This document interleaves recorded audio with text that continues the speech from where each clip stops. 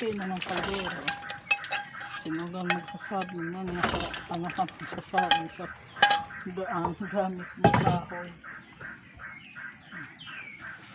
Ulo mo.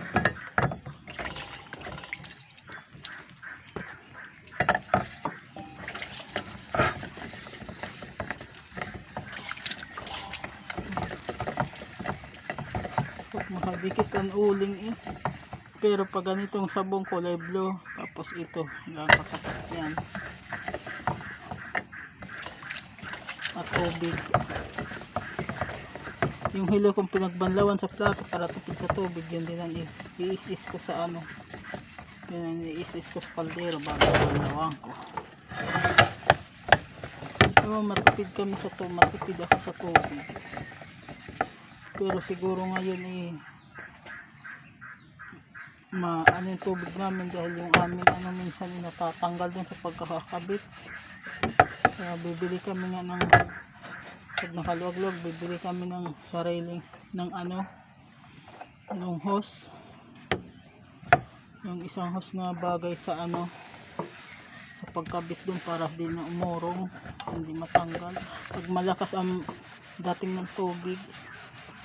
Sa tanghali yung ginagamit, pero sa gabi yung pinapapatay ko dun sa main.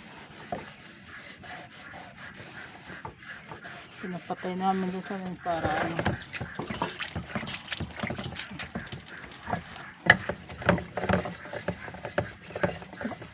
Ngayon nag-iisa ako dito. Yan. Yung naririnig nyo, ano yan, doon kasi sa tawid sapa, sa tawid nitong ilog, mayroon doon nag-aalaga ng ano, ng itik. Kaya yan, narinig yung itik yan.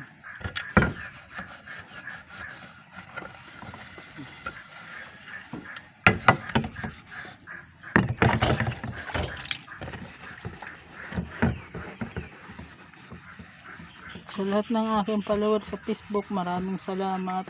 At sa ilang kong subscriber, maraming salamat. Sana magpatuloy niyo ako i-follow sa aking Facebook account, Leticia Panida, tsaka sa aking YouTube channel, Leticia Panida Vlog. Naglilibang lang ako dahil ano, naiinip ako dito pag isa ako eh. Wala naman ako makausap. Yung anak ko nasa school, yung asawa ko naman minsan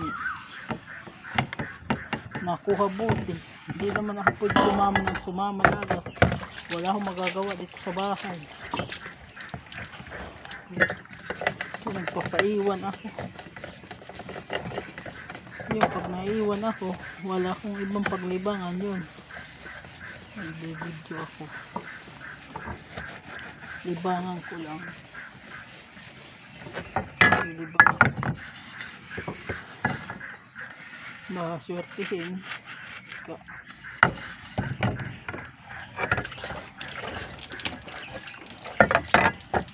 Kung lagi naman lagi ako sasama eh, walang mangyayari din.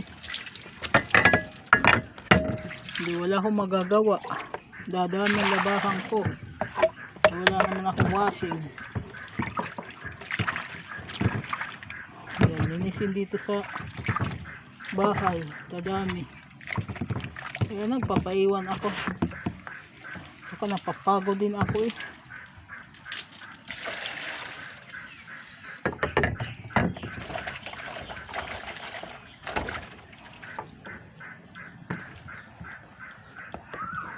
Bye-bye.